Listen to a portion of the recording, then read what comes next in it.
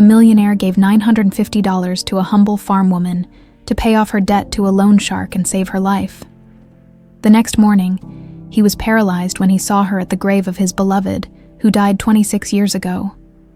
The rain drummed against the windshield as William Crawford pulled his black Mercedes into the familiar gravel parking lot of Graceland Cemetery. 26 years, 4 months, and 17 days. He didn't need to count anymore. The numbers were burned into his soul like a brand that never stopped hurting. Every Tuesday at 3 p.m., rain or shine, he made this pilgrimage. His secretary knew better than to schedule anything during this sacred hour. His business partners had learned not to ask questions about his weekly disappearances. Even his closest friends had stopped trying to understand why a man worth over $50 million would spend every Tuesday afternoon talking to a gravestone. But they didn't know Emily. William stepped out of the car, his expensive Italian leather shoes crunching on the wet gravel. At 52, he was still handsome in that distinguished way that money and good genetics could provide. Silver threaded through his dark hair, and lines around his green eyes spoke of too many sleepless nights and too much whiskey. He'd been told he looked like a man who'd seen too much, felt too much, lost too much. They weren't wrong. The October wind cut through his wool coat as he walked the familiar path. Section 14, Plot 247. He could find it blindfolded. Had probably done so in his dreams more times than he cared to count. The headstone was simple. Emily had never been one for flashy displays. Emily Rose Prescott. Beloved daughter, 1972-1998. Love never dies. He'd chosen those words himself. The funeral director had suggested something more traditional, but William knew Emily would have laughed at anything too formal. She'd always said love was the only thing that mattered, the only thing that lasted. He'd believed her then. Hell, he still believed her now, even if that belief felt more like torture than comfort. "Hey, sweetheart," he whispered, kneeling beside the grave, the wet grass soaked through his expensive slacks. But he didn't care. Nothing about his appearance mattered when he was here with her. "I brought your favorites." He pulled out a bouquet of white roses and baby's breath, the same flowers he'd planned to give her on their wedding day. 26 years of white roses, 52 bouquets a year, never missing a Tuesday. The florist probably thought he was crazy, but she'd stopped asking questions when he'd prepaid for 5 years' worth of flowers. "I dreamed about you again last night," he continued, his voice barely audible above the wind. "We were at the lake house, remember? You were wearing that blue sundress you loved so much, the one with the tiny flowers. You were laughing about something, probably one of my terrible jokes. God, I miss your laugh, Em. I miss everything about you." The memories hit him like they always did, sudden, overwhelming, and sharp enough to steal his breath. Emily spinning in their tiny apartment, her engagement ring catching the light as she showed it off to her sister. Emily curled up on his couch, reading to him from one of her romance novels, while he pretended to be annoyed but secretly loved every minute. Emily in his arms, whispering about their future, about the children they'd have, about growing old together. All of it gone in 3 days. 3 days before their wedding. She'd vanished like smoke. William's hands trembled as he arranged the flowers. Even now, after all these years, he could barely think about those final days without feeling like he was drowning. The police had found her car abandoned by the river, her purse still inside. No signs of struggle. For 6 days. He'd torn the city apart looking for her, barely eating, barely sleeping, calling in every favor he had. Then they'd found her body. The official report had been neat and clean. Suicide by drowning. The investigating officer, a tired-looking detective named Martinez, had explained it with the kind of detached professionalism that comes from seeing too much tragedy. Emily Prescott, they said, had been overwhelmed by the pressure of marrying into wealth. She'd been a simple bookkeeper from a working-class family, and the scrutiny that came with being engaged to William Crawford had been too much for her to handle. "Happens more than you'd think," Martinez had said, his words hitting William like physical blows. "People get in over their heads, feel like they're living someone else's life. Sometimes they just break." But William had never believed it. Not for a second. Emily hadn't been fragile. She'd been the strongest person he'd ever known. Fierce and independent and completely unimpressed by his money. She'd teased him about his fancy cars and expensive suits. had made him eat pizza off paper plates and reminded him what it felt like to be human instead of just rich. She'd loved him for who he was, not what he had. She wouldn't have given up. She wouldn't have left him. "I should have protected you," he whispered to the headstone, the words he'd spoken 1,000 times before. "I should have seen it coming. I should have known someone would try to hurt you because of me." The guilt was a living thing inside his chest, growing stronger with each passing year instead of weaker. He'd hired the best private investigators money could buy, had pushed them to dig deeper into Emily's disappearance, but without new evidence, there was only so much they could do. The case had gone cold, the trail had grown stale, and eventually, even the most persistent investigators had to admit defeat. Everyone had moved on. Everyone except William.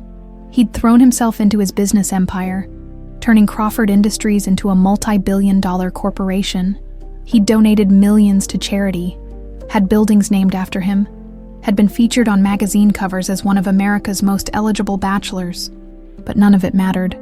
None of it filled the Emily-shaped hole in his life.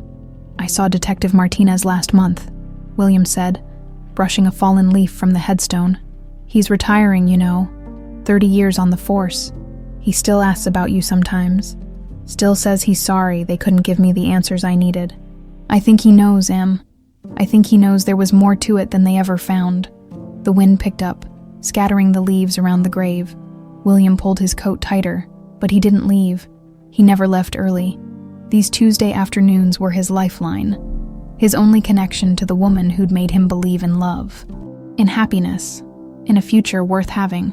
"I met someone today," he said suddenly, surprising himself. He hadn't planned to talk about the young woman from the market, but something about her had stuck with him. This girl, maybe 25, 26, she was in trouble, really bad trouble. And when I looked at her, he paused, struggling to find the words. "I don't know. There was something about her, something that reminded me of you." It wasn't just the way she'd looked, though God knew she'd had Emily's eyes, that same warm brown that could go from sparkling with laughter to fierce with determination in the space of a heartbeat. It was something deeper, something in the way she'd carried herself even when she was begging for help, pride mixed with desperation, strength wrapped in vulnerability. "I helped her," William continued, "gave her the money she needed. I don't even know her name, but I couldn't walk away. You would have done the same thing. Wouldn't you? You never could stand to see someone hurting." The rain began to fall harder, but William didn't move. He'd sat through thunderstorms and blizzards, had weathered every kind of weather Chicago could throw at him. A little rain wasn't going to drive him away from Emily now. "I promise you, sweetheart," he said, his voice steady despite the emotion threatening to overwhelm him. "I'm going to find out what really happened to you. I'm going to find who did this to us, and when I do..." He left the threat unfinished, but the steel in his voice spoke volumes. 26 years of grief had forged something unbreakable in William Crawford. 26 years of unanswered questions had created a man who would never stop searching for the truth. And somewhere in the depths of his broken heart, he knew Emily was still with him, still guiding him, still loving him. Across the impossible distance between life and death, he just had to be patient enough to listen. 3 days after his visit to Emily's grave, William found himself driving through the outskirts of Chicago on business he could have easily delegated. Crawford Industries was looking to acquire a small logistics company, and normally, he'd send his VP of acquisitions to handle the preliminary negotiations. But something had been nagging at him since Tuesday, and restlessness he couldn't quite shake. Maybe it was the approaching anniversary. October 15th would mark exactly 26 years since Emily's death. Or maybe it was that strange encounter he'd mentioned to Emily's headstone, the young woman who'd reminded him so powerfully of his lost love. Either way, he'd needed to get out of his glass tower downtown and drive somewhere. Anywhere. That might quiet the noise in his head. The October sky was heavy with storm clouds, the kind of gray that promised a downpour before evening. William had always loved autumn in Illinois, the way the leaves turned brilliant colors before letting go, the crisp air that made everything feel possible again. Emily had loved autumn too. They'd planned an October wedding specifically because she'd wanted to walk down the aisle surrounded by fall colors. He was thinking about that, about the wedding that never happened, the October that had destroyed everything. when he turned onto Main Street in the small town of Millbrook. The place looked like something out of a Norman Rockwell painting. Tree-lined streets, a courthouse with a clock tower, mom-and-pop shops that somehow survived despite the Walmart 20 miles away. William slowed his Mercedes as he approached the town square, where a small farmer's market was winding down for the day. A few vendors were packing up their booths, and scattered customers browsed the remaining produce. It was exactly the kind of scene Emily would have loved. Authentic, unpretentious, real, in a way that his world of boardrooms and charity galas never quite managed to be. That's when he saw her. The young woman from Tuesday was kneeling in the town square, and William's heart nearly stopped. She was wearing the same worn jeans and faded blue sweater, her dark hair falling around her face as she looked up at a man towering over her. But it wasn't just her presence that made William slam on his brakes. It was the scene unfolding before him. Rain had started to fall. Light at first, but quickly growing heavier. The few remaining market-goers hurried toward their cars. But the young woman remained on her knees in the growing puddle, her hands clasped together in a gesture that looked heartbreakingly like prayer. "Please, Mr. Malone," her voice carried across the nearly empty square. "I just need a little more time. My husband only died 6 months ago, and I'm still trying to figure everything out." William's blood turned to ice at the name. Victor Malone. He knew that name, had known it for 26 years. Malone had been a small-time enforcer back when Emily died, the kind of guy who collected debts and intimidated witnesses for whoever would pay him. The police had questioned him about Emily's disappearance. William had made sure of that. But nothing had stuck. Malone had an alibi. Witnesses who swore he was nowhere near Emily the night she vanished. But William had never believed it. There had been something in Malone's eyes during those police interviews. Something cold and calculating that had made William's skin crawl. And now, 26 years later, here was the son of a bitch, terrorizing another young woman. "Time's up, sweetheart," Malone said, his voice dripping with false sympathy. He was older now, probably in his 50s, with the kind of muscle that came from decades of physical intimidation. His expensive suit and gold watch suggested he'd moved up in the world since Emily's time. "You had 6 months to get my money together. $950 isn't exactly a fortune." I know," the woman said, her voice breaking. "But the farm, it's all I have left of my mother. Carmen raised me there, and I can't. I won't lose it, please. Just give me another month. Your mother's dead, honey, and your husband's dead too, which means this debt falls to you." Malone crouched down, getting uncomfortably close to her face. "I'm a reasonable man, but I'm also a businessman. You got 2 choices. Find my money by Friday, or I start foreclosure proceedings on that little farm of yours." The rain was coming down harder now, turning the woman's tears invisible as they mixed with the water streaming down her face. But William could see her shoulders shaking, could hear the desperation in her voice when she spoke again.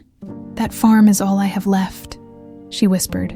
"It's where my mother taught me to garden, where she told me stories about my real parents.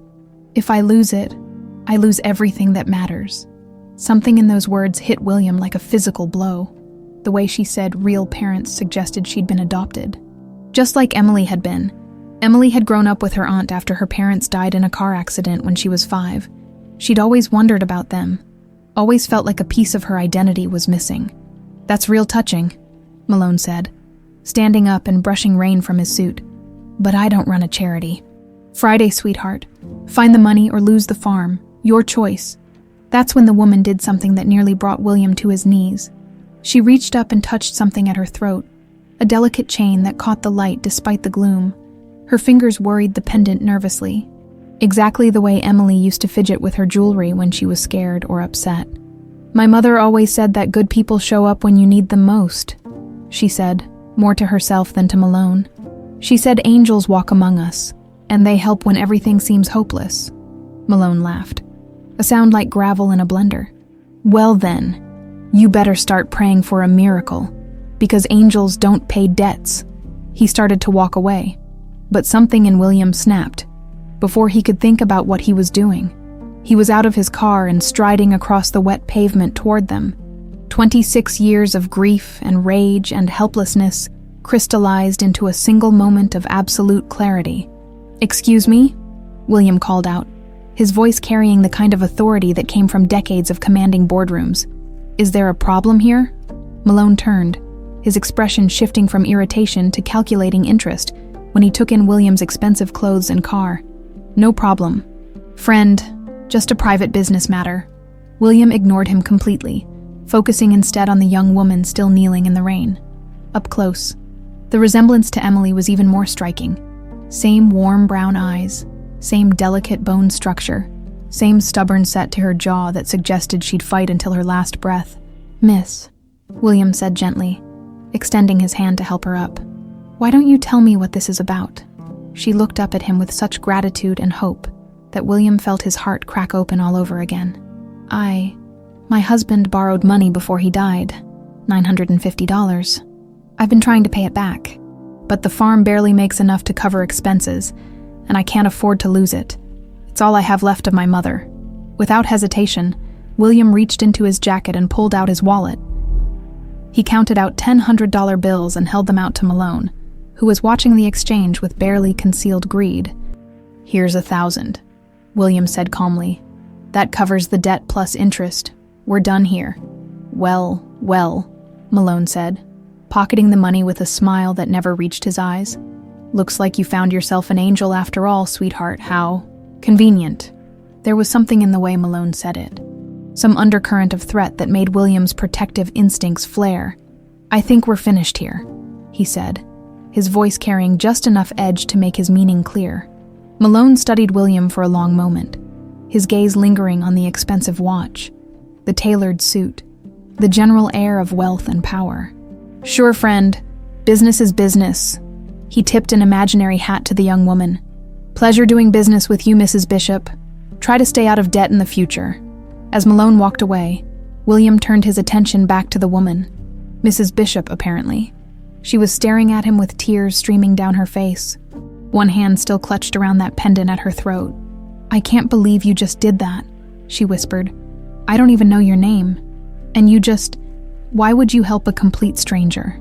William found himself studying her face, memorizing the curve of her cheek, the way her lashes looked dark with rain.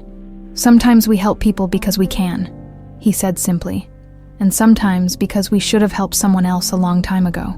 She reached out impulsively and grabbed his hand, squeezing it tight. "God bless you, sir. Truly. May the angels protect your kindness." Her fingers found that pendant again, and William caught a glimpse of it. A small, heart-shaped locket on a delicate gold chain. His world tilted. 26 years ago, he'd given Emily a pendant just like that. A heart-shaped locket on a gold chain, with their initials engraved inside.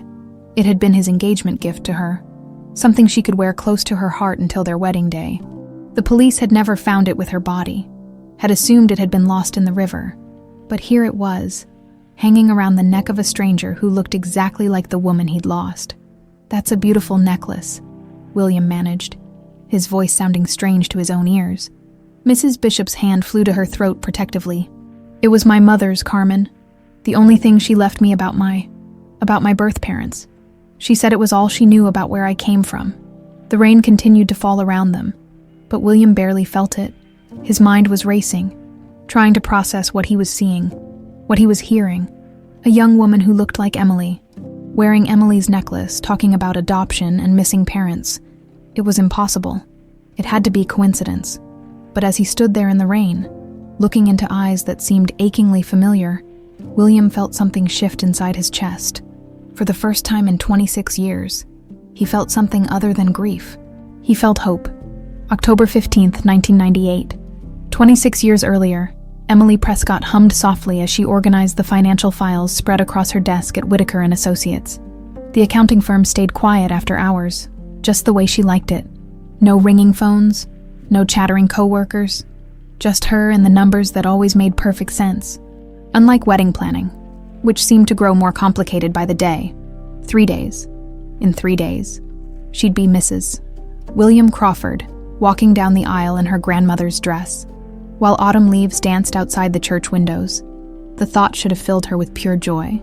But lately, something had been nagging at the edges of her happiness. It was the files, specifically. The ones she'd discovered 2 weeks ago while organizing George Whitaker's personal accounts. Emily pulled the manila folder closer, her engagement ring catching the fluorescent light as she flipped through the documents again. On the surface, everything looked legitimate.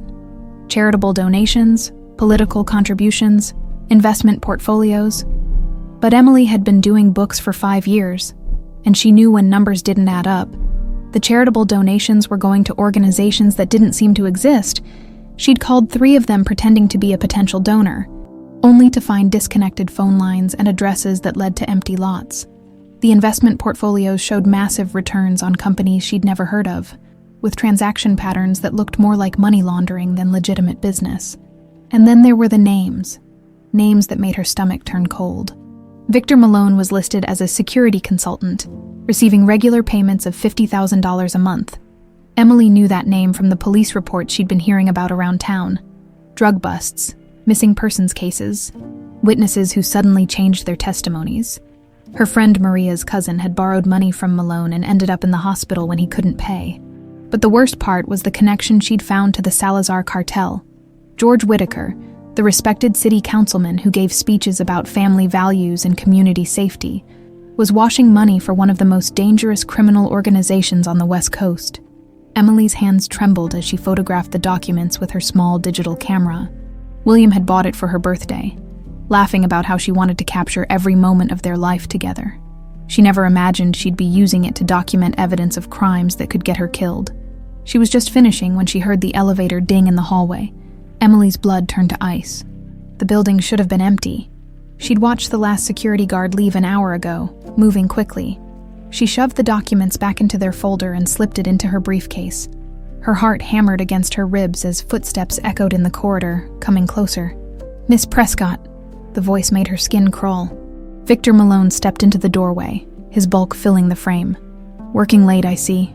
"Mr. Malone," Emily managed, forcing her voice to stay steady. "I was just finishing up some filing for Mr. Whitaker. I didn't know anyone else was here." Malone's eyes swept the room, taking in her briefcase, the scattered papers on her desk, the nervous way she clutched her purse. "Funny thing about working late," he said, stepping into the office. "Sometimes people see things they shouldn't see, learn things they shouldn't learn." "I don't know what you mean," Emily said, but even she could hear the tremor in her voice. "Smart girl like you, I think you know exactly what I mean." Malone moved closer, and Emily caught the scent of expensive cologne mixed with something darker, more dangerous. "See, Mr. Whitaker is very particular about his privacy, very particular about making sure his business stays his business." Emily's hand moved instinctively to the pendant at her throat. William's engagement gift, the small heart-shaped locket, had become her talisman, something to touch when she needed to feel brave. "I'm just an accountant, Mr. Malone. I don't get involved in anything that's not my business." "Course you don't," Malone said, but his smile was all teeth and no warmth. "Still, Mr. Whitaker would feel a lot better if he knew for certain that his files were secure. Maybe you and I should take a little ride, have a conversation about professional discretion." "I have to get home," Emily said quickly. "William is expecting me for dinner." The mention of William's name made something shift in Malone's expression. "Ah yes, the famous William Crawford. Rich boy's got himself a working-class fiancé. How romantic?" His voice dripped with disdain. "You know, some people might say you're marrying above your station, sweetheart. Might say a girl from your background doesn't belong in his world." "That's enough," Emily said, standing up and grabbing her briefcase. "I need to leave now." But Malone stepped between her and the door, his presence filling the small office like a toxic cloud. "See, here's the thing about marrying rich boys, honey. Sometimes their money makes them targets. Sometimes people who care about them get hurt because of who they associate with." The threat was crystal clear, and Emily felt her knees go weak. But somewhere deep inside, the same stubbornness that had gotten her through college on scholarships and helped her build a career from nothing flared to life. "You can't threaten me," she said, lifting her chin. "I'll go to the police. I'll tell them everything." Malone laughed, the sound echoing off the office walls. "Will you now? And what exactly will you tell them? That you stole confidential files from your employer? That you violated attorney-client privilege? That you committed corporate espionage?" He leaned closer, his voice dropping to a whisper. "Who do you think they'll believe? Sweetie, the respected city councilman, Or the desperate girl trying to marry her way out of poverty? Emily's mind raced. He was right. She had stolen the files, had violated every principle of professional conduct, but the evidence was damning. Proof of crimes that were destroying her community. She had to find a way to expose the truth, without destroying herself in the process. "What do you want?" she asked quietly. Smart question. Malone straightened his tie, looking pleased with himself.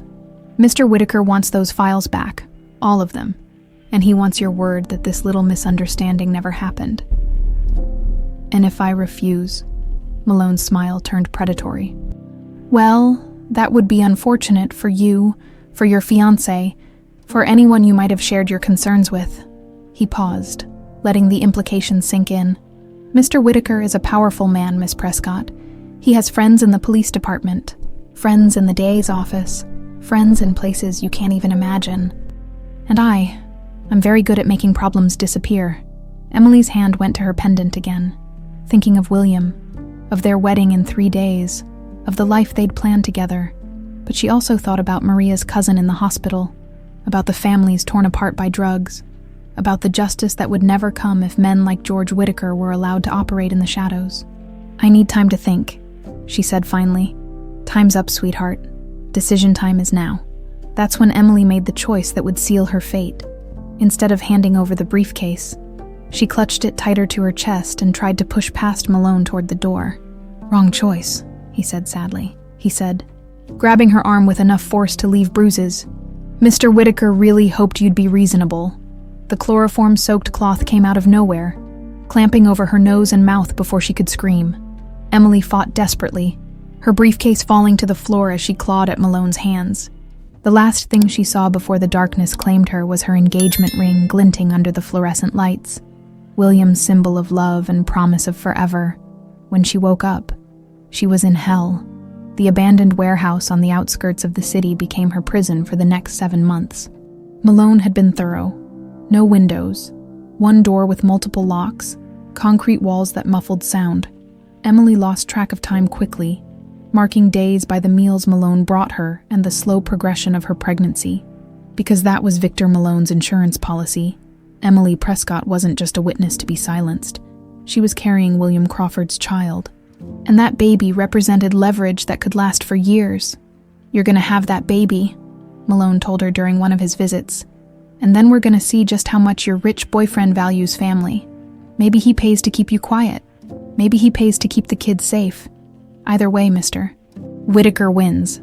Emily endured 7 months of captivity, 7 months of minimal food and medical care, 7 months of terror and isolation. But she also spent 7 months planning, thinking, preparing for the moment when she could escape and expose the truth. The baby came early, during a thunderstorm that shook the warehouse walls. Emily delivered her daughter alone, with no help except her own determination, and the medical knowledge she'd gained from library books before her kidnapping. When Malone arrived the next morning to find Emily, weak but alive, and a healthy baby girl crying in her arms, his plans shifted once again. "Can't have you both," he said matter-of-factly. "Baby's evidence. But babies can't testify. You, on the other hand." He trailed off, but Emily understood. She had perhaps an hour left to live, an hour to hold her daughter, to whisper promises and prayers and love into tiny ears that might never remember her voice.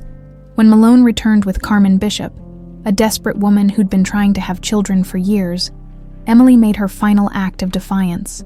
As Carmen took the baby with tears streaming down her face, Emily pressed her heart-shaped pendant into the blanket. "Tell her," Emily whispered to Carmen. "Tell her that her parents loved her more than life itself. Tell her that love never dies." That night, Victor Malone drugged Emily and threw her into the Chicago River, staging the suicide that would close the case forever.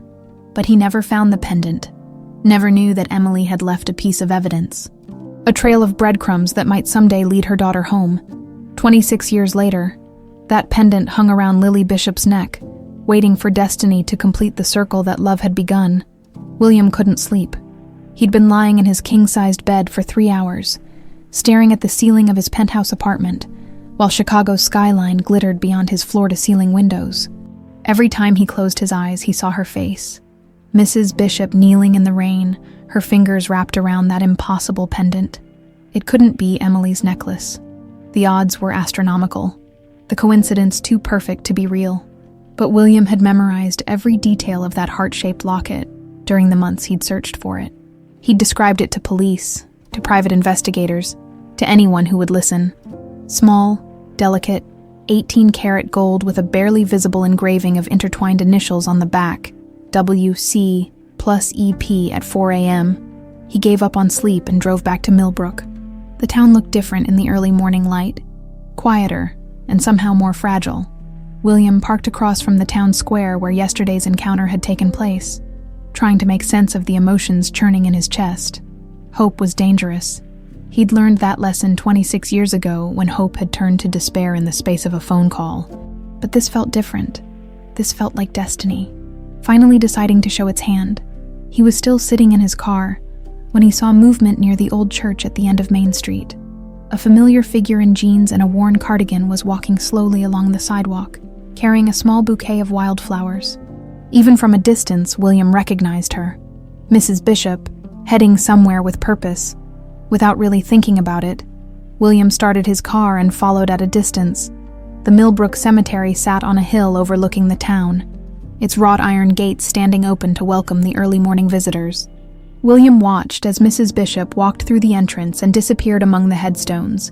His heart was hammering against his ribs as he parked and followed her path on foot. What he found nearly brought him to his knees. Mrs. Bishop was kneeling beside a grave just 2 rows over from where Emily's headstone stood. From his position behind a large oak tree, William could see Emily's marker clearly, the simple granite stone he'd chosen, the flowers he'd left just days ago still fresh in their vase. But Mrs. Bishop was focused entirely on the grave in front of her, her shoulders shaking with quiet sobs as she arranged the wildflowers she'd brought. "I miss you so much, Carmen," she whispered, her voice carrying in the still morning air. "I know you said I'd understand everything someday, but I'm more confused than ever. Yesterday, this man appeared like an angel when I needed help most, just like you always said would happen." William crept closer, staying hidden behind the tree line but close enough to read the headstone. Carmen Maria Bishop, beloved mother, 1952-2016. Love makes a family. He helped me save the farm, Mrs. Bishop continued, pulling something from her pocket, an envelope, yellowed with age. And when I looked at him, I felt, I don't know how to explain it, like I'd been waiting my whole life to meet him. Like maybe you sent him to me. She touched the pendant at her throat, the gesture so achingly familiar that William had to grip the tree trunk to keep from crying out. "You left me this letter, Carmen. You said to open it only when destiny brought answers. But I'm scared." Her voice broke on the last word. "What if the answers aren't what I want to hear? What if knowing the truth makes everything worse?" William watched as she held the envelope up to the morning light, as if she could divine its contents through the paper. His mind was racing, connecting dots that seemed impossible, but felt absolutely right.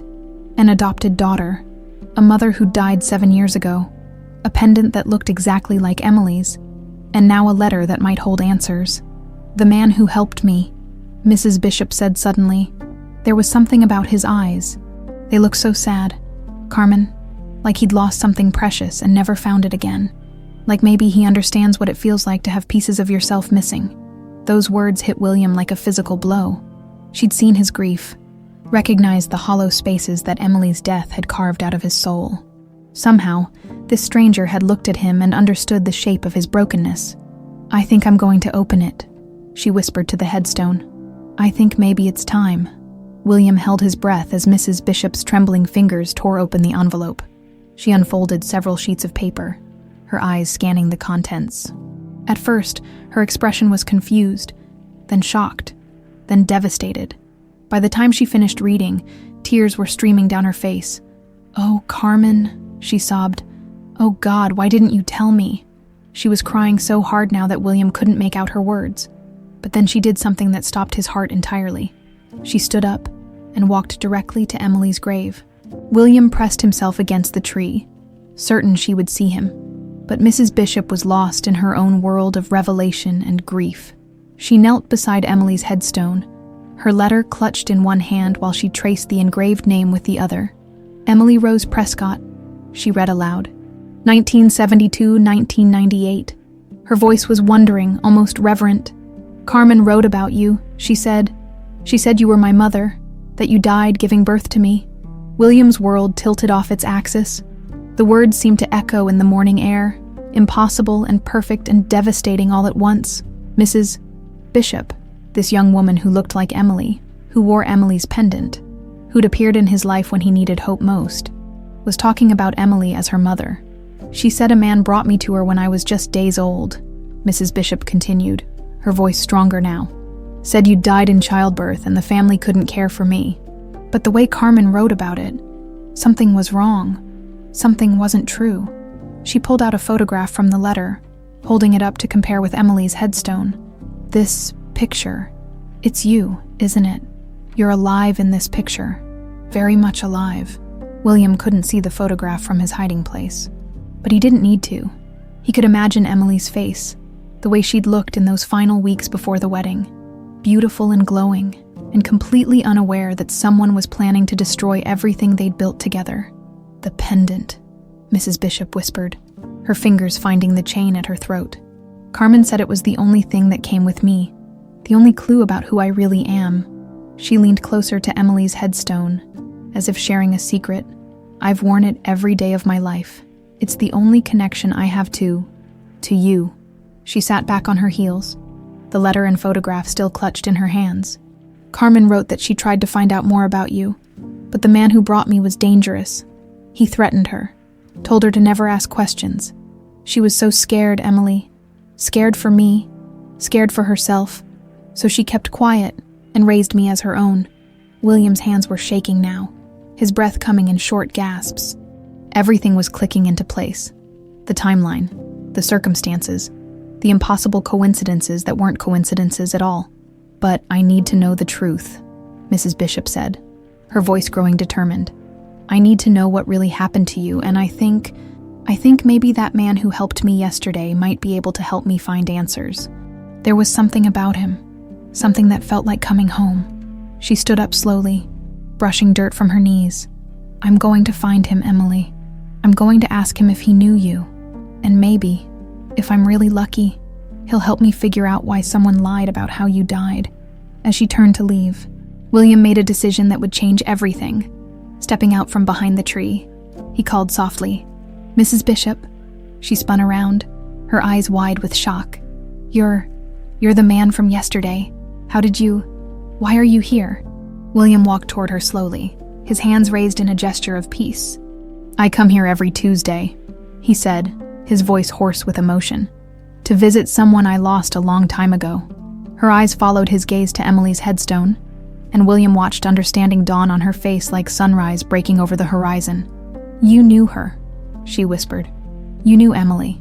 I loved her, William said simply. I was going to marry her, and 26 years ago, 3 days before our wedding, someone took her away from me. Mrs. Bishop's face went pale. The letter, she said, holding up Carmen's words. It says, Emily died in 1998, that she was my mother. But that can't be right, because if you were going to marry her, then I would be your father, William finished quietly. The letter slipped from her fingers, scattering in the morning breeze, but neither of them moved to retrieve it. They stood there among the headstones, two broken people who'd been circling each other's pain for 26 years, finally close enough to touch the truth. What's your name? William asked gently. Lily, she whispered. Lily Bishop.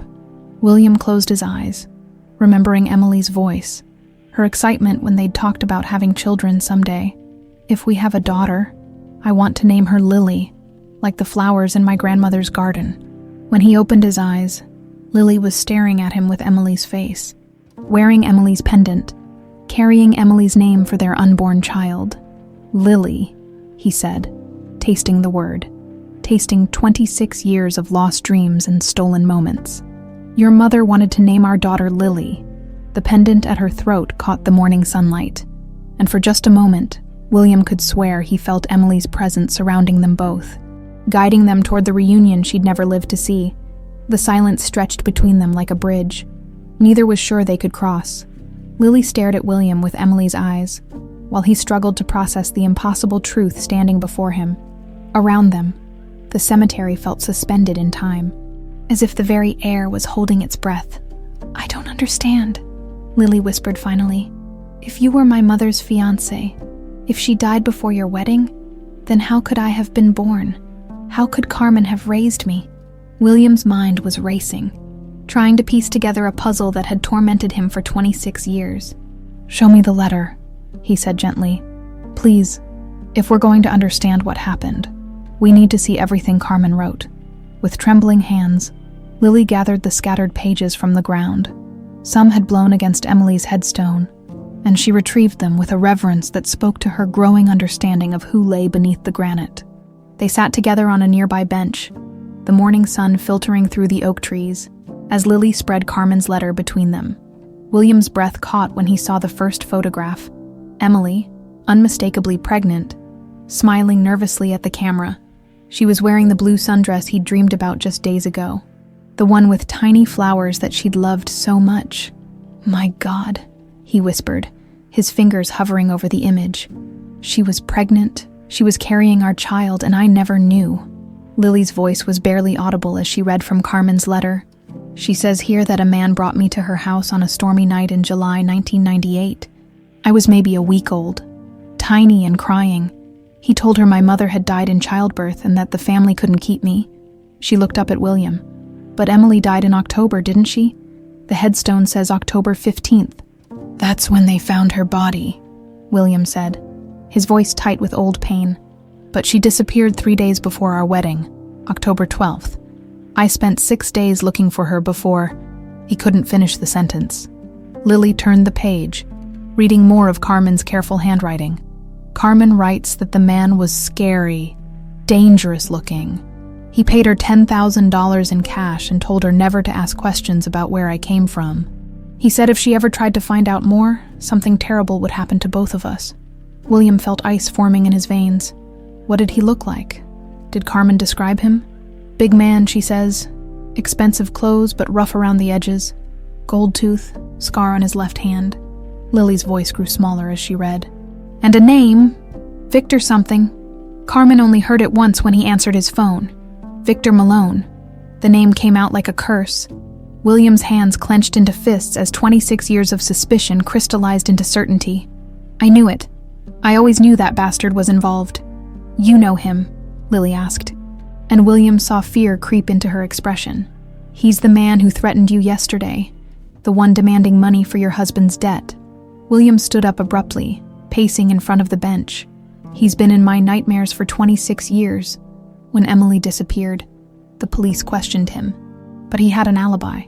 Witnesses who swore he was nowhere near her. But if he brought me to Carmen..." Lily's voice trailed off as she processed the implications. "Then Emily didn't die when they said she did. She was alive long enough to carry you to term, to give birth." William stopped pacing, turning to face her. "Which means everything they told me about her death was a lie." Lily pulled out another photograph, this one showing a young woman with kind eyes holding a baby. "This is Carmen with me. Probably taken a few weeks after I arrived," she wrote on the back. Lily's first smile. August 1998. Such a fighter, just like her mama must have been. William sat back down, his legs suddenly unsteady. August 1998. If Lily had been born in July and Emily disappeared in October, then she was held captive, he said quietly. For months, Emily was held somewhere, and someone made sure she stayed alive long enough to have the baby. "But why?" Lily asked. "Why would someone kidnap a pregnant woman and then give away her child?" "Insurance," William said grimly. "Or leverage. Emily must have discovered something important enough that they couldn't just kill her outright." He thought about the woman he'd loved, her sharp mind and unwavering sense of justice. She worked as an accountant. She would have had access to financial records, business dealings. Lily was quiet for a long moment, studying the photographs and rereading portions of Carmen's letter. When she spoke again, her voice was thoughtful. "Carmen mentioned something else here. She says she tried to research Emily's death after seeing a newspaper article about it. She says the timing didn't make sense. If Emily died in October but I was born in July, then the math was all wrong." "What else does she say?" "That she went to the library and found more articles about Emily's disappearance. There was speculation about suicide, about a young woman who couldn't handle marrying into wealth. Lily's voice grew angry. But Carmen didn't believe it. She says Emily looked too happy in the photograph that came with me, too much in love to give up. William felt his throat tighten. She was happy. We both were. We were planning our future, talking about children, about growing old together. The suicide story never made sense. There's more, Lily said, turning to the final page.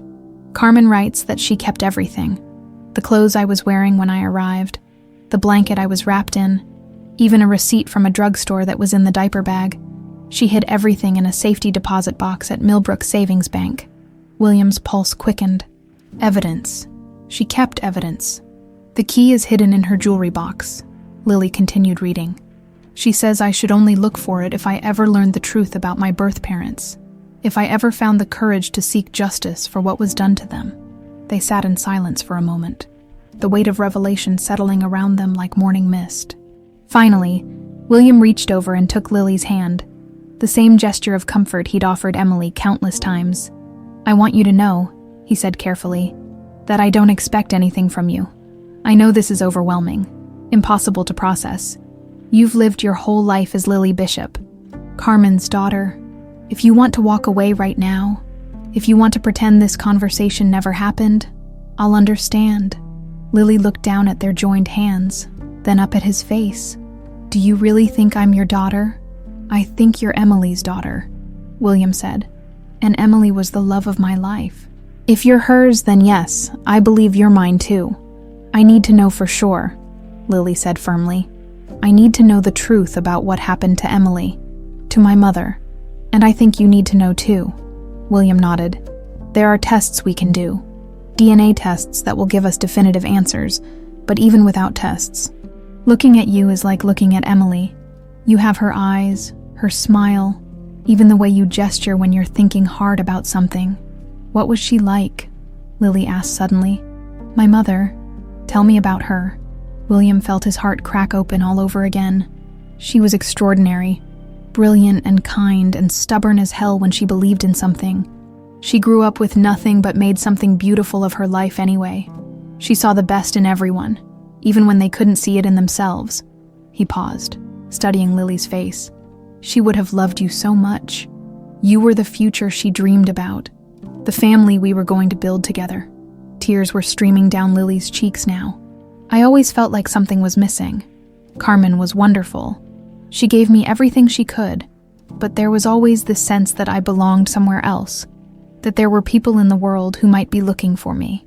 I never stopped looking, William said quietly. I hired investigators, followed every lead, chased every rumor. I never stopped believing that somehow, someday, I'd find the truth about what happened to her. And now, Lily asked, now I have something I haven't had in 26 years, William said, squeezing her hand. I have hope, and I have you. Lily wiped her eyes with her free hand, her expression growing determined. Then let's get that safety deposit box. Let's find out what Carmen saved, and let's make sure the people who destroyed our family pay for what they did. William felt something shift inside his chest, a sense of purpose he hadn't experienced since Emily's death. Are you sure?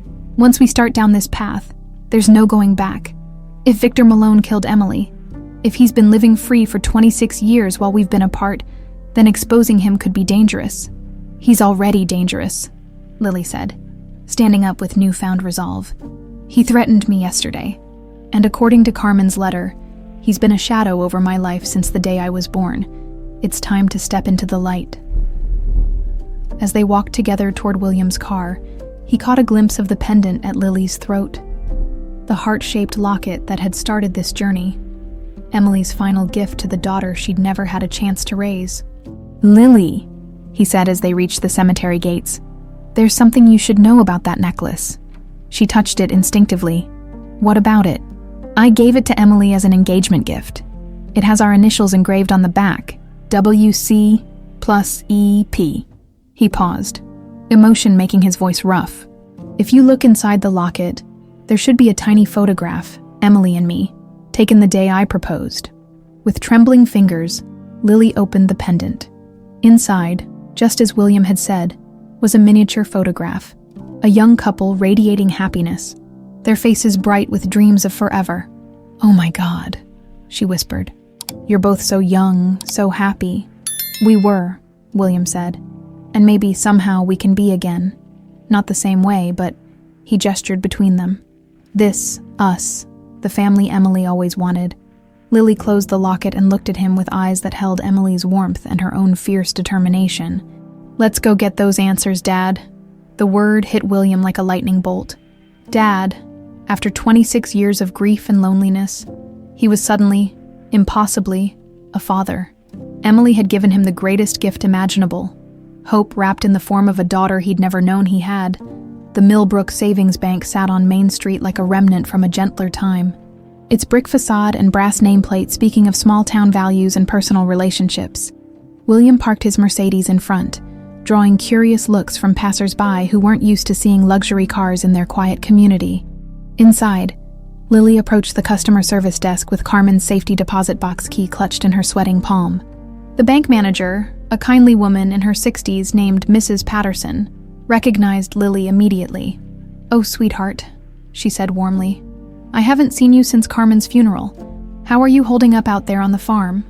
"I'm managing, Mrs. Patterson. Actually, I need to access Carmen's safety deposit box. She left me the key and some instructions."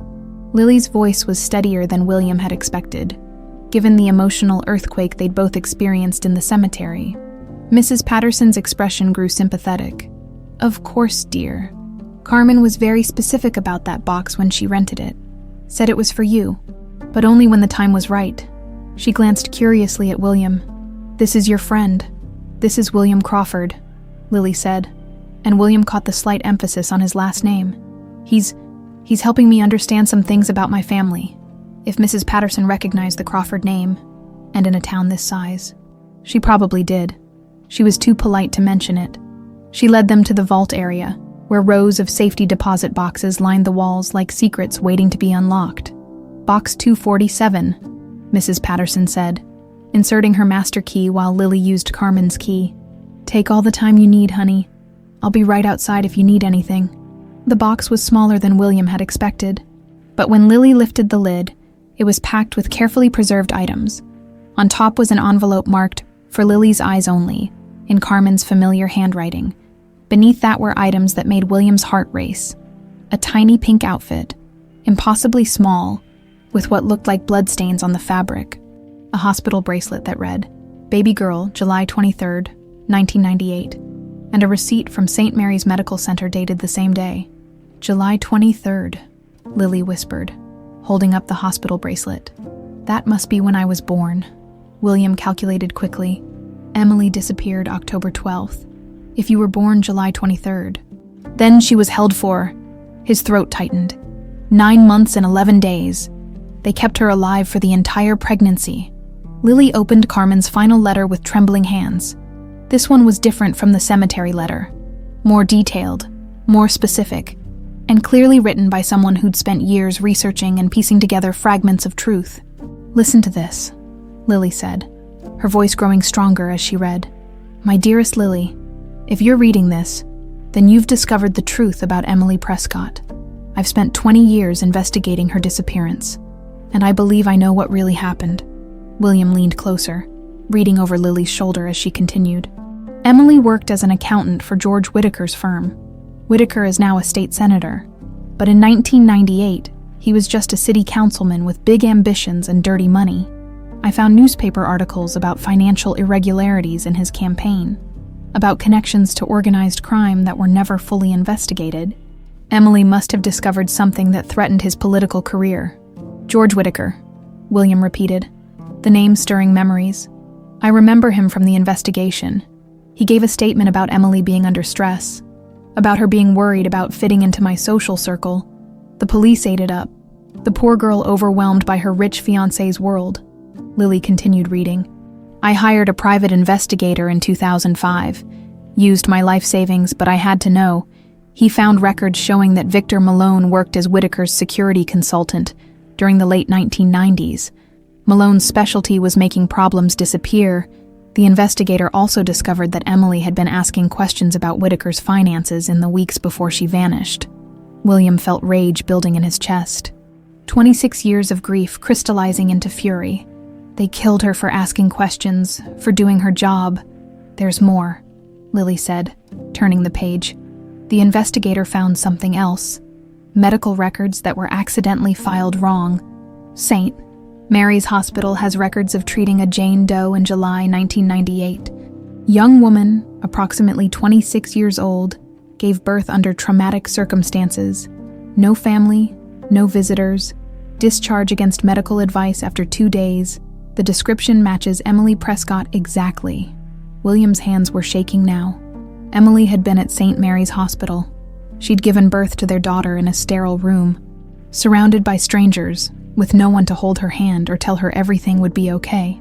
Carmen writes that she tried to find more information, but the hospital records were sealed. The investigator hit dead ends everywhere he turned, but he did find one thing.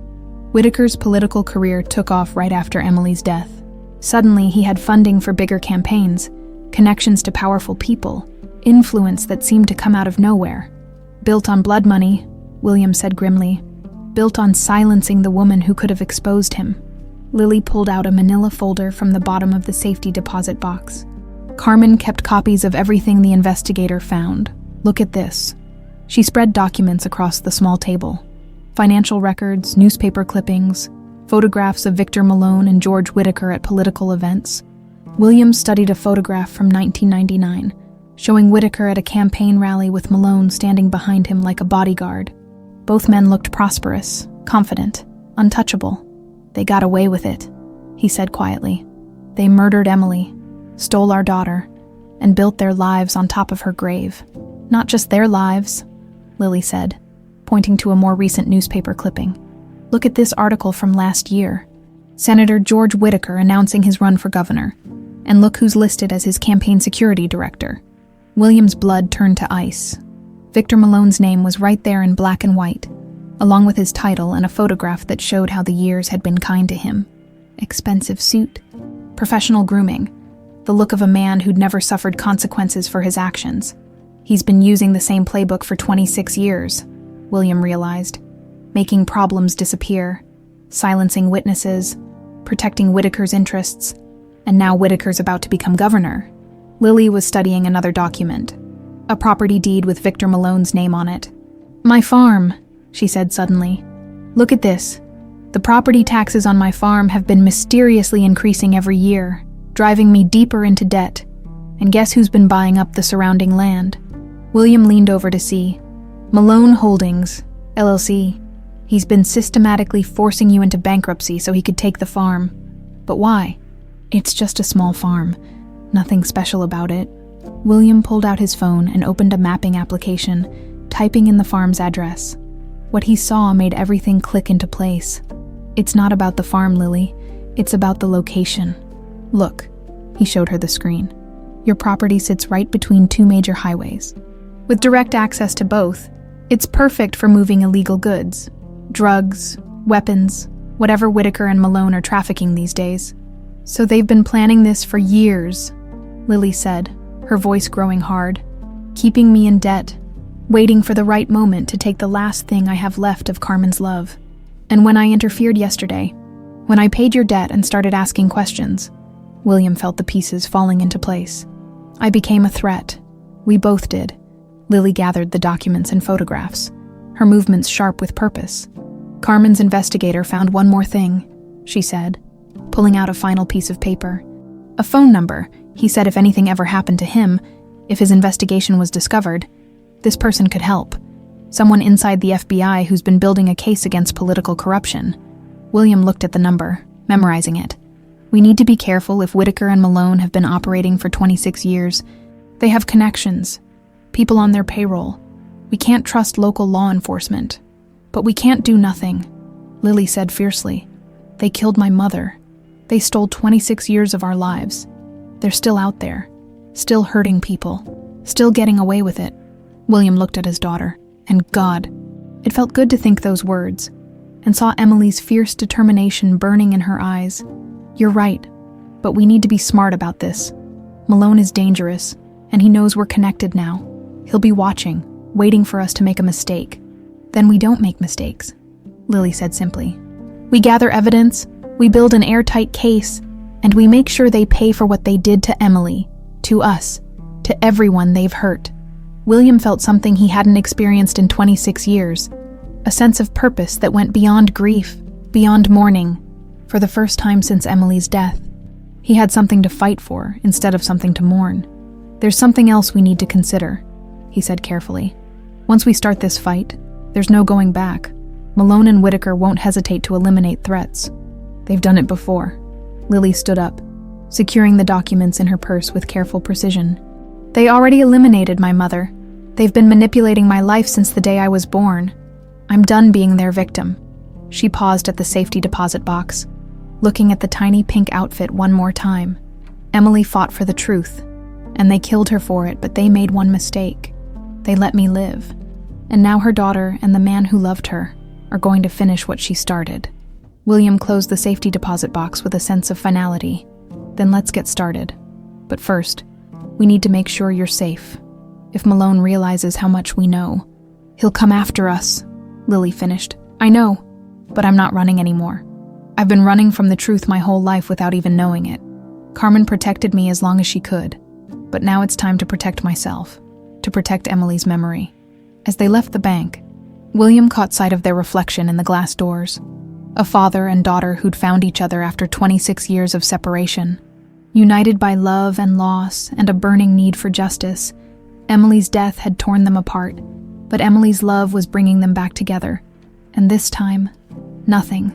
Not Victor Malone, not Senator George Whitaker, not all the dirty money and political corruption in the world was going to keep them from the truth.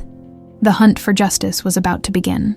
Agent Sarah Chen had been investigating political corruption for 15 years, but the call she received that Wednesday afternoon was unlike anything in her case files. The voice on the other end was calm, controlled, and carried the weight of old money and older pain. "Agent Chen, my name is William Crawford. I believe you've been building a case against Senator George Whitaker." Chen sat up straighter in her Chicago FBI field office. The Crawford name was legendary in the city. Old money, political connections, the kind of family that could make or break careers with a phone call. "Mr. Crawford, I'm not sure what you're referring to. Carmen Bishop's private investigator gave her your number 7 years ago. She was researching the murder of Emily Prescott in 1998. I think it's time we talked." 3 hours later, William and Lily sat across from Agent Chen in a secure conference room. The FBI agent was younger than William had expected, maybe 40, with sharp eyes that missed nothing, and the kind of intensity that came from years of chasing criminals who thought they were untouchable. "I've been tracking Whitaker for 8 years, Chen said, spreading files across the table. "Money laundering, racketeering, connections to organized crime. But he's been careful, insulated. Every time we get close to something concrete, witnesses disappear or evidence gets compromised." William studied the photographs Chen laid out, surveillance shots of Whitaker meeting with known criminals, financial records showing suspicious transactions, a web of corruption that stretched across multiple states. "What about Victor Malone?" "Malone is Whitaker's attack dog," Chen said grimly. "Officially, he runs a legitimate security consulting firm. Unofficially, he's eliminated at least a dozen potential witnesses over the past 2 decades. We know he's responsible, but proving it is another matter entirely." Lily leaned forward, her voice steady despite the emotions William could see churning beneath the surface. "He killed my mother, Emily Prescott, and I think I can prove it." Chen's expression sharpened as Lily spread Carmen's evidence across the table. The hospital records, the photographs, the timeline that connected Emily's disappearance to Lily's birth. When Lily finished explaining, the FBI agent sat back in her chair, stunned. "My God," Chen whispered, "you're Emily Prescott's daughter, the daughter no one knew existed." "More than that," William said. "Lily is living proof that Emily didn't commit suicide. She was murdered after being held captive for 9 months. And if we can prove that, we can unravel Whitaker's entire empire," Chen finished. "Emily Prescott's case was the beginning. If we can prove Malone killed her on Whitaker's orders, we can connect them to every crime they've committed since." Chen pulled out a thick file labeled Operation Clean Slate. "We've been building a RICO case against Whitaker's organization, but we need someone on the inside, someone who can get close enough to record admissions of guilt."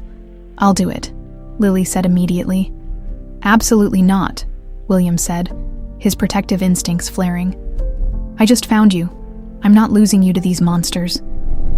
But Chen was studying Lily with calculating eyes. It could work, she said slowly. Malone already knows you, already sees you as a potential victim.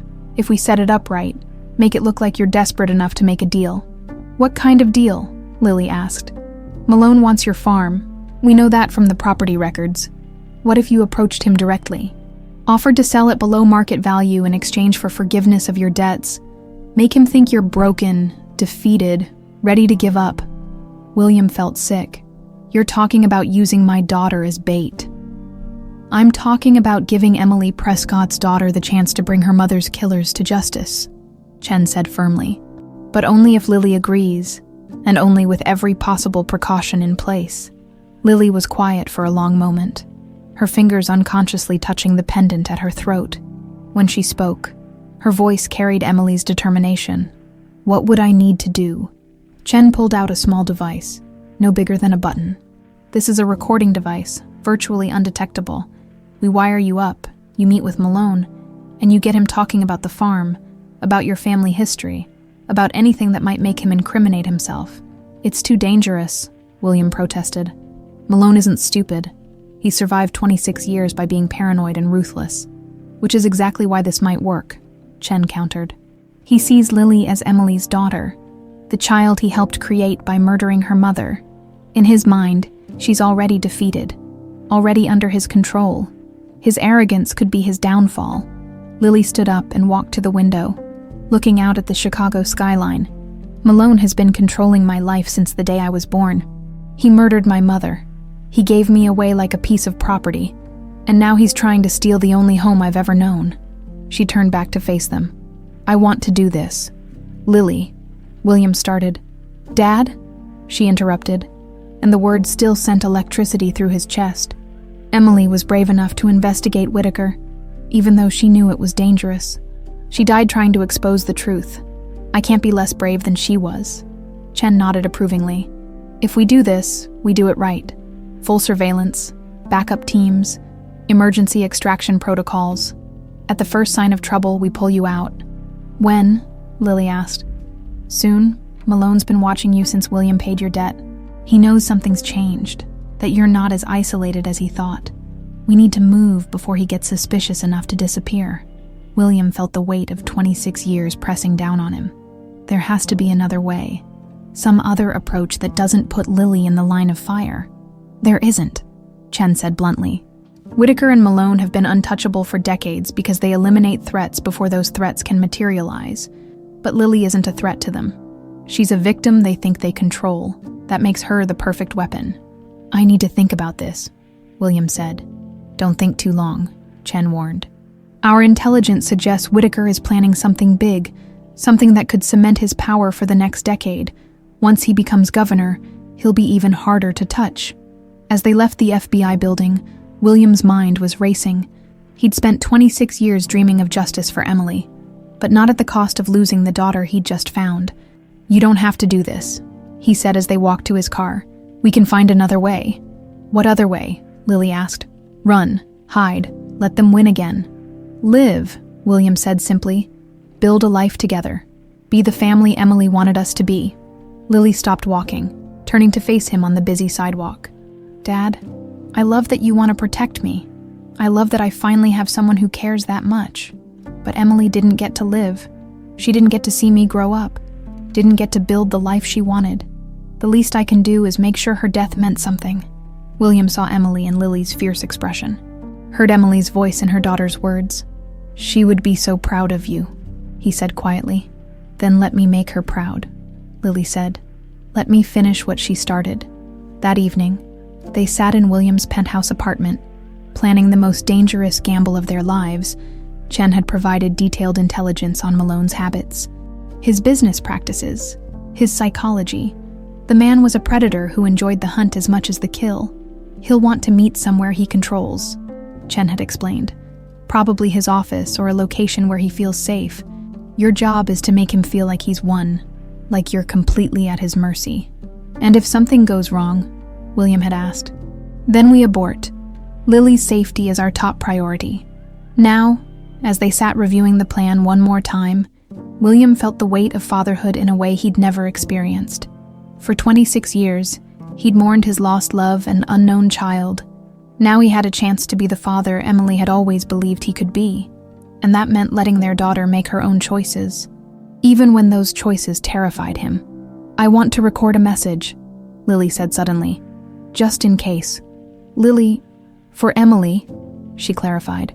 "Something to leave at her grave if things don't go well. She deserves to know that her daughter tried to get justice for her." William nodded. Understanding. Emily had always believed in fighting for what was right, no matter the cost.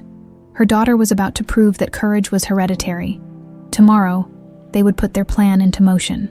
Tomorrow, Emily Prescott's daughter would walk into the lion's den to face the man who had destroyed their family. Tomorrow, 26 years of silence would finally be broken. The weather seemed to mirror the tension building around them. Dark clouds had been gathering since dawn, and by afternoon, the sky looked like it was preparing for war. William stood at his penthouse window, watching lightning flicker in the distance while Lily reviewed her plan one final time. "Remember," Agent Chen's voice came through the encrypted phone. "You're desperate, defeated, and ready to give up everything. Malone needs to believe he's won before he'll let his guard down enough to talk." Lily nodded. Though Chen couldn't see her, the recording device was already in place. Invisible beneath her worn sweater, the FBI had backup teams positioned throughout the city, and William had his own security team on standby, despite Chen's protests about civilian interference. "I still don't like this," William said for the 10th time that day. "There are too many variables, too many things that could go wrong." "There are always variables," Lily replied, surprising him with her calm. "But Emily took a risk when she investigated Whitaker, and she paid for it with her life. If I don't take this risk, her death remains meaningless." At 3 p.m., Lily called Victor Malone's office, using the number from the business card he'd left with her.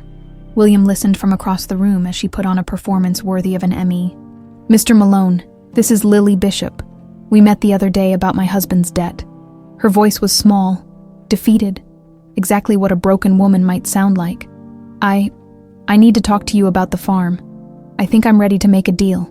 William could hear Malone's gravelly voice through the phone, though he couldn't make out the words. Whatever the man said made Lily's act even more convincing. "I know you wanted more time to think about it, but I can't sleep, can't eat. I keep thinking about what you said, about how I can't fight this forever." She paused, letting desperation creep into her voice. "Maybe you're right. Maybe it's time to accept reality." More conversation, and then Lily was writing down an address. "Tonight, are you sure? I mean, if that's what you want?" "Yes, sir. I'll be there at 8. She hung up and immediately looked at William. "He wants to meet tonight. Someplace called the Riverside Warehouse District. He says we can finalize everything there." William felt ice forming in his veins. The Warehouse District. That's where they found Emily's car 26 years ago. Chen's voice came through the phone speaker, sharp with concern. "That's not good. Remote location, multiple escape routes, dozens of places to hide a body. He's either being extra cautious or he's planning to silence the last witness to Emily's murder," William finished grimly.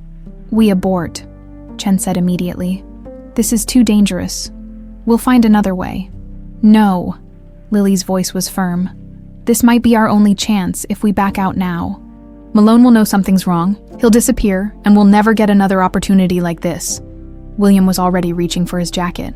"Then I'm coming with you." "Absolutely not," Chen protested.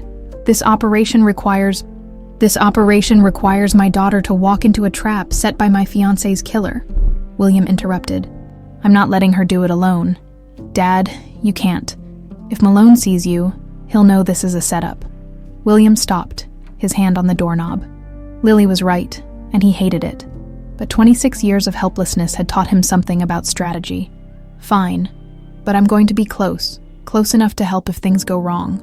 Chen's voice crackled through the phone. "Mr. Crawford, I understand your feelings, but civilian involvement could compromise." "Agent Chen," William said quietly, "with all due respect, this is my family, my daughter, my fiancé's murder. I'll stay back, I'll follow your protocols, but I'm going to be there." 3 hours later, as sunset painted the sky blood red, Lily sat in her car outside the warehouse district. The area had been abandoned for years, a maze of crumbling buildings and rusted machinery that the city couldn't afford to demolish, perfect for someone who wanted privacy for illegal activities. Through her earpiece, she could hear Agent Chen coordinating with the surveillance teams. Eagle 1, do you have eyes on the target location? Affirmative. Warehouse 17, southeast corner. 2 vehicles in the lot, both registered to Malone Holdings. William's voice came through on a separate channel, calm but tense. Lily, you don't have to do this. We can still call it off. I know, she replied softly. But I'm going to do it anyway. For Emily, for us, for everyone they've hurt. She got out of her car and walked toward the warehouse, her footsteps echoing in the empty lot. Rain had started to fall, light at first but steadily increasing. By the time she reached the entrance, water was dripping from her hair and running down her cheeks like tears. The warehouse door was heavy, rusted, and opened with a screech that made her skin crawl. Inside, the space was vast and dark, lit only by a few bare bulbs hanging from the ceiling. Victor Malone stood in the center of the space, no longer bothering with the expensive suits and polished appearance he maintained in public. Here, in his element, he looked like what he truly was, a predator. Mrs. Bishop, he said, his voice echoing in the empty space. Right on time. I like punctuality in my business associates. Lily walked toward him, forcing herself to appear small and defeated. I brought the deed to the farm, like you asked, and I signed the papers transferring ownership to your company. Smart girl, your mother raised you right. Malone took the papers, glancing at them briefly before setting them aside. Though, I suppose Carmen wasn't really your mother, was she? Lily's blood turned cold, but she forced herself to stay in character. I don't know what you mean. Course you don't, Malone chuckled. Tell me, sweetheart, what do you know about your real parents? The ones who gave you away? Nothing. Carmen said they died when I was a baby. Carmen lied. Malone began walking around her in a circle, like a shark sizing up its prey. Your real mother was a nosy little accountant who stuck her nose where it didn't belong. And your father, well, let's just say he's been looking for you for a very long time. Through her earpiece, Lily could hear Agent Chen's voice. He's talking, keep him going. I don't understand, Lily said, letting confusion and fear color her voice. Your mother discovered some financial irregularities at the company where she worked. Nothing major, just some creative bookkeeping for a friend of mine. But she couldn't leave it alone. Kept digging, kept asking questions. Malone stopped directly in front of her. So we had to make her stop. Stop what? Lily whispered, breathing. Malone's smile was all teeth and malice. Though we kept her alive long enough for you to be born, couldn't waste a perfectly good bargaining chip, could we? Lily felt sick, but she forced herself to keep listening, to keep recording. You killed my mother. I disposed of a problem. Your mother, Emily Prescott, was threatening the political career of a very important man. Senator George Whitaker has big plans, sweetheart. And your mother's inconvenient sense of justice was going to ruin everything. Through her earpiece, Lily heard William's sharp intake of breath. 26 years of suspicion had just been confirmed by the killer's own words. But why tell me this? Lily asked. Why not just take the farm and let me go? Malone's expression shifted, becoming something darker and more dangerous. Because, my dear, you've become a problem yourself. See? Your little scene in the town square the other day got some people asking questions. Questions about you, about your connection to certain wealthy families, about why someone would pay your debts without expecting anything in return. Lily's heart began to race. I don't know what you're talking about. William Crawford, Malone said, and the name hung in the air like a curse. Your mother's fiancé, the man who's been obsessed with finding her killer for 26 years. Imagine my surprise when I learned he'd taken an interest in you. He was just being kind. He was being stupid, Malone interrupted. And so were you, if you thought I wouldn't notice the resemblance. You look just like your mother, sweetheart. Same eyes, same stubborn chin, same misguided sense of righteousness. Lightning flashed outside, illuminating the warehouse in stark relief. In that moment, Lily saw the truth in Malone's eyes. He'd known who she was from the beginning. This had never been about business or debt collection. This had been about eliminating the last loose end from a 26-year-old murder. "Agent Chen," Lily whispered into her microphone. "I think we have a problem." But her earpiece had gone silent. No voices, no static, nothing. Malone pulled a small electronic device from his pocket and held it up. "Signal jammer. Very effective against wiretaps and communication devices. FBI technology isn't as advanced as they like to think." Terror flooded through Lily as she realized the truth. The warehouse was shielded, her backup was cut off, and she was alone with her mother's killer. "Now then," Malone said, pulling a gun from his jacket. "Let's talk about how this is going to end. Just like it ended for your mother 26 years ago." Outside, the storm that had been building all day finally broke, sending thunder rolling across the sky like the sound of gods going to war. Inside the warehouse, Emily Prescott's daughter faced the man who had destroyed her family, knowing that the next few minutes would determine whether justice would finally be served or whether the sins of the past would claim another generation. The recording device beneath her sweater continued to capture every word, even as hope began to slip away like rain through her fingers. The silence in William's earpiece was deafening. One moment he'd been listening to Lily's conversation with Malone, heart pounding as the killer confessed to Emily's murder. And the next, nothing but static. "Agent Chen," William barked into his radio. "What's happening? I've lost contact with Lily." Chen's voice crackled back, tense with urgency. "Signal's been jammed. All communication with the target location is down. We're moving in now." But William was already running toward his car, his security team scrambling to keep up. 26 years of helplessness crystallized into a moment of absolute clarity. His daughter was in mortal danger, and he'd be damned if he'd lose her the same way he'd lost Emily. "Sir, please wait for backup," his head of security, Marcus, called out, as William tore through the rain toward the warehouse district. "No time," William shouted back. "Follow me, but don't wait for me." Inside the warehouse, Lily stared down the barrel of Malone's gun, while lightning strobed through the broken windows above. The recording device beneath her sweater felt burning hot against her skin, still capturing evidence even as her world collapsed around her. "You know what your problem is, sweetheart," Malone said, his voice echoing in the cavernous space. "Same problem your mother had. You think truth and justice actually matter in this world. They do matter," Lily said, surprised by the steadiness of her own voice.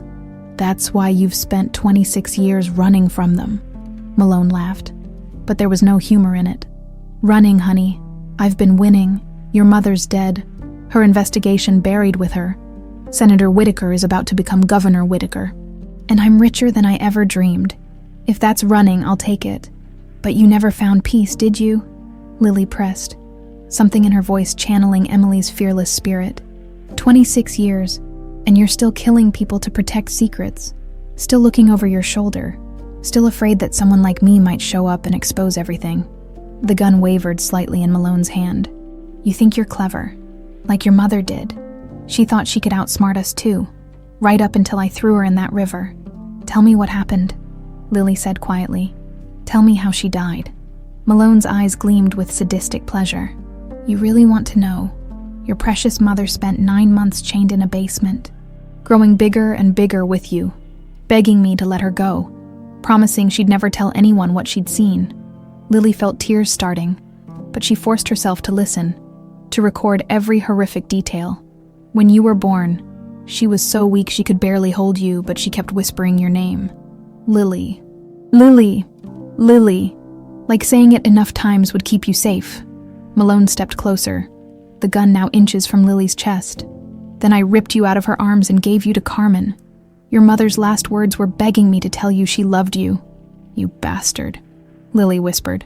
But even through her tears, she could see that Malone was confessing everything. The recording device was capturing it all. Emily's captivity, the circumstances of Lily's birth, the cold-blooded murder that followed. Emily Prescott died believing her daughter would grow up loved and safe. Malone continued, "If she could see you now, about to die in the same place where I dumped her body, well, it would break her heart all over again." That's when Lily understood. They weren't just in any warehouse. They were in the building where Emily had been held captive, the place where she'd given birth, where she'd spent her final moments begging for her daughter's life. "This is where you kept her," Lily said, looking around the cavernous space with new eyes. "Smart girl? This whole building belonged to Whitaker back then. Perfect place to store inconvenient problems. Malone gestured toward a corner where rusted chains still hung from the wall. Your mother lived right over there for 9 months. Funny how things come full circle, isn't it? Rage flowed through Lily like molten steel. This monster had tortured her mother in this very room, had chained her like an animal while she carried the child that would never know her voice, her touch, her love. You're going to pay for what you did to her, Lily said. And for the first time, her voice carried real threat. With what? FBI evidence, honey. That recording device you're wearing stopped transmitting the moment I turned on the jammer, and your backup. They'll find your body next to Crawford's when this is all over. What do you mean next to William's? Malone smiled, the expression transforming his face into something demonic. You didn't think we'd let Daddy live either, did you? He's been a problem for 26 years. Always pushing, always investigating. Senator Whitaker wants this wrapped up clean before the election. Terror flooded through Lily. If you hurt him, you'll what? You're about to be just as dead as your mother. That's when the warehouse door exploded inward. William Crawford burst through the entrance like an avenging angel, rain streaming from his coat, his eyes blazing with 26 years of accumulated fury. Behind him came Marcus and 2 other security operatives, their weapons drawn. Get away from my daughter! William roared, his voice echoing off the warehouse walls. Malone spun toward the new threat, momentarily distracted. It was the opening Lily needed, remembering self-defense classes Carmen had insisted she take. She lunged forward and grabbed Malone's gun hand, forcing it upward just as he pulled the trigger. The shot went wild, ricocheting off a steel beam as Lily and Malone struggled for control of the weapon. She was smaller than he was, but desperation and righteous anger gave her strength she didn't know she possessed. Lily. William started toward them, but Malone managed to break free and swing the gun back toward her. Stay back, Crawford, or I'll paint these walls with your daughter's blood. William froze, his hands raised, but his security team was already moving to flank positions. Marcus had a clear shot at Malone, but with Lily so close, the risk was too great. You killed Emily, William said, his voice deadly calm. You murdered the woman I loved and stole my child. Why? Because she was in the way, Malone snarled. Because people like you think your money and your principles matter more than real power. Whitaker offered me a fortune to make the problem disappear, and I delivered. And now, what's Whitaker offering you to kill us? The governor's mansion. When he wins the election next month, I become head of state security, legitimate power, federal protection, immunity from prosecution. Malone's grip tightened on the gun. All I have to do is clean up the last loose ends from 1998. Lightning flashed again, and in that stark illumination, Lily saw something that made her heart race. Agent Chen and a team of FBI operatives were creeping through the shadows near the back entrance, moving with tactical precision despite the communications blackout. But Malone saw them too. FBI, he shouted, swinging his gun wildly between targets. Should have known you'd bring the cavalry, Crawford. But it doesn't matter. You're all going to die here, and the official report will say you were killed in a drug deal gone wrong. Amazing what kind of evidence we can plant when we need to.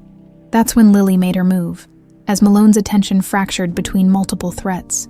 She dove toward the corner where those rusted chains still hung from the wall, Emily's prison, now her daughter's weapon.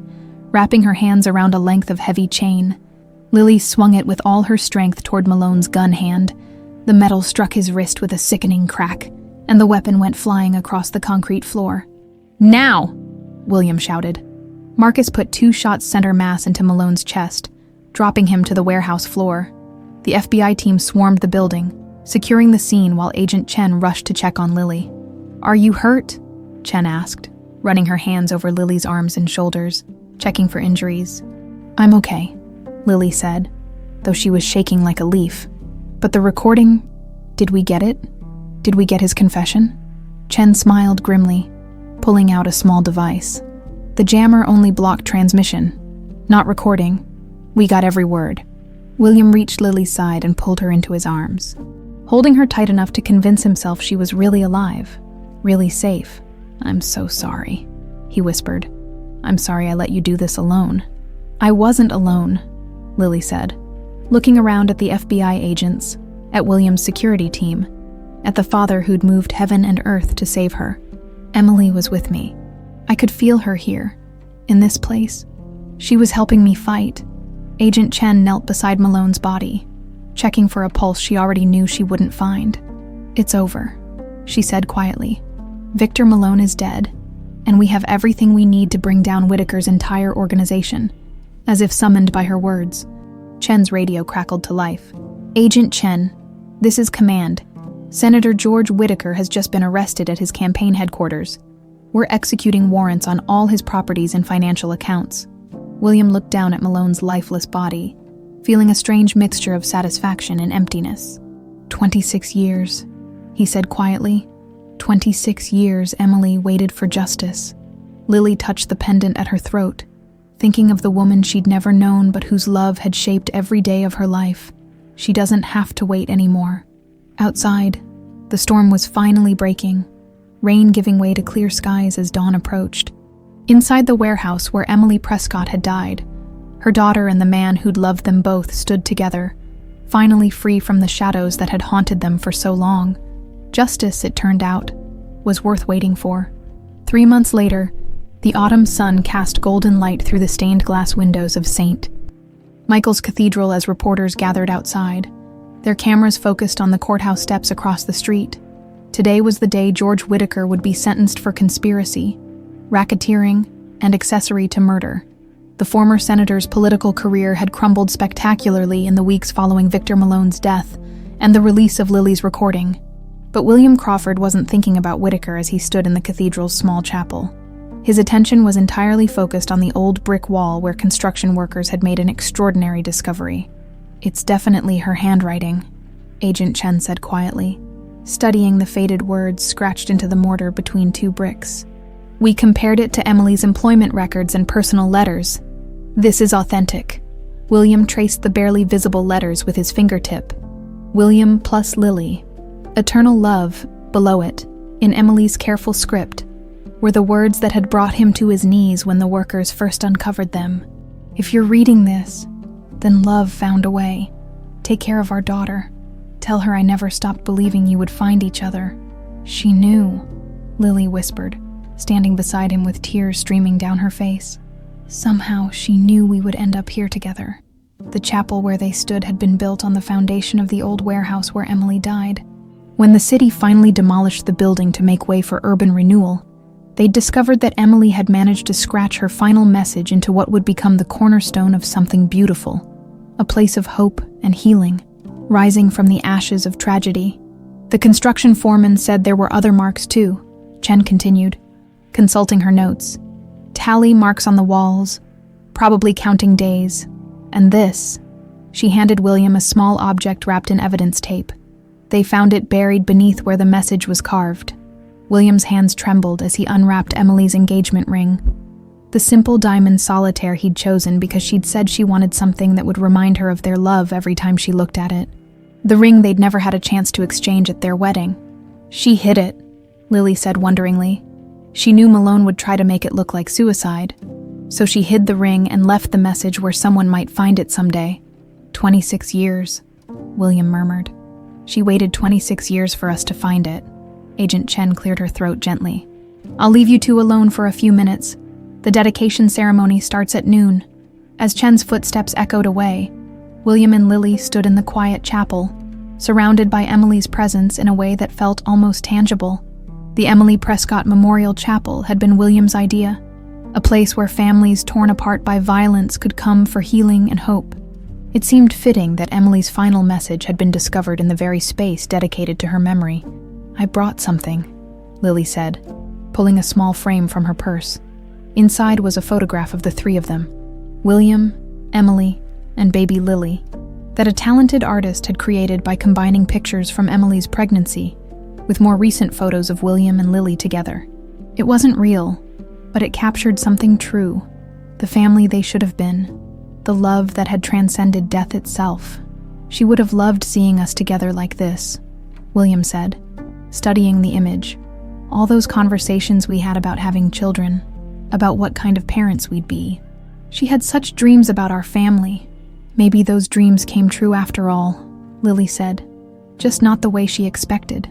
William pulled out his own offering, a letter he'd written to Emily every year on the anniversary of her death. 26 letters, chronicling his grief, his search for answers, his slow healing, and finally, the miracle of finding their daughter. "I want to read this one to her," he said. "The last letter I'll ever need to write."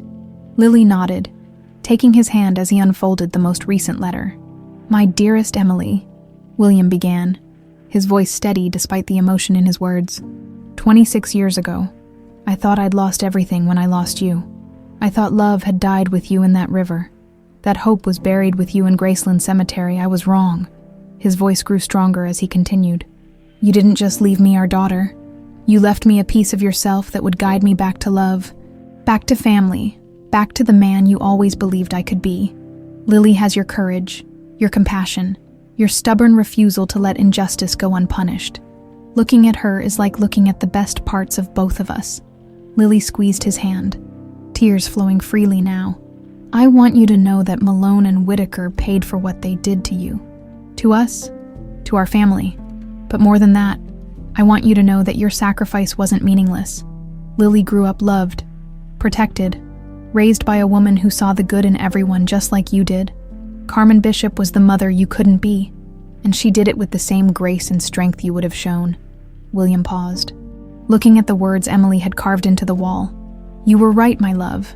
Love did find a way. It brought our daughter back to me when I needed her most, and it brought me back to life when I thought I was beyond saving. Our family isn't what we planned, but it's real, and it's ours, and it's beautiful." He folded the letter carefully. "I won't write to you anymore, Emily. Not because I'm forgetting you, but because I finally understand that you're not gone. You're in every smile Lily gives me, every moment of courage she shows, every act of kindness she performs. You're in the love that brought us together, and the love that will keep us together for whatever time we have left." Lily opened the small locket at her throat, Emily's locket, now holding pictures of all three of them. "I have something to say too," she said quietly. She knelt beside Emily's message, placing her hand on the carved words. "Mom, I'm sorry it took me so long to find you. I'm sorry you had to die alone, thinking I might never know how much you loved me. But I want you to know that I felt your love my whole life, even when I didn't understand where it came from." Her voice grew stronger, more confident. "Carmen told me stories about guardian angels, about how love never really dies. I thought they were just fairy tales until I met Dad. The way he looked at me that first day in the rain, I knew instantly that I'd been waiting my whole life for that moment." "You guided me to him, didn't you? You made sure we'd find each other." William knelt beside her, both of them now touching Emily's final message. "And I want you to know," Lily continued, "that your daughter turned out okay. I'm strong because you were strong. I fight for justice because you fought for justice. I believe in love because you showed me what real love looks like. Love that sacrifices everything. Love that endures beyond death. Love that finds a way." The chapel bells began to chime, signaling that the dedication ceremony was about to begin. Outside, William could hear voices gathering, members of the community, survivors of violence, families who had found healing in this place, built on the foundation of Emily's courage. "One more thing," William said, pulling Emily's engagement ring from his pocket. "I want you to have this back. You hid it to protect the truth, and now the truth has set us all free." He placed the ring in a small alcove beside Emily's message, where it would remain as part of the permanent memorial. The ring that had symbolized a promise broken by violence now represented a love that had conquered even death. As they stood to leave, Lily took one last look at her mother's words. William plus Lily, eternal love. She was right, Lily said simply. We do equal eternal love. Maybe not the kind she expected, but the kind that matters most. The love of family, found and cherished and protected. William put his arm around his daughter as they walked toward the chapel entrance, where hundreds of people waited to honor Emily's memory and celebrate the healing that could rise from even the deepest tragedy. Behind them, sunlight streamed through the stained glass windows, illuminating Emily's final message in brilliant colors. The words seemed to glow with their own inner light, a testament to a love that had guided two broken hearts back to each other across 26 years of darkness. Outside, Agent Chen was waiting with news that George Whitaker had been sentenced to life in prison without parole. Justice, finally and completely served. But inside the Emily Prescott Memorial Chapel, justice felt less important than love. The eternal love of a woman who had died protecting her daughter, the enduring love of a man who had never stopped searching, and the growing love of a father and daughter who had found in each other the family that fate had always intended them to be. Emily's chain of love, forged in sacrifice and tempered by time, had brought them home at last.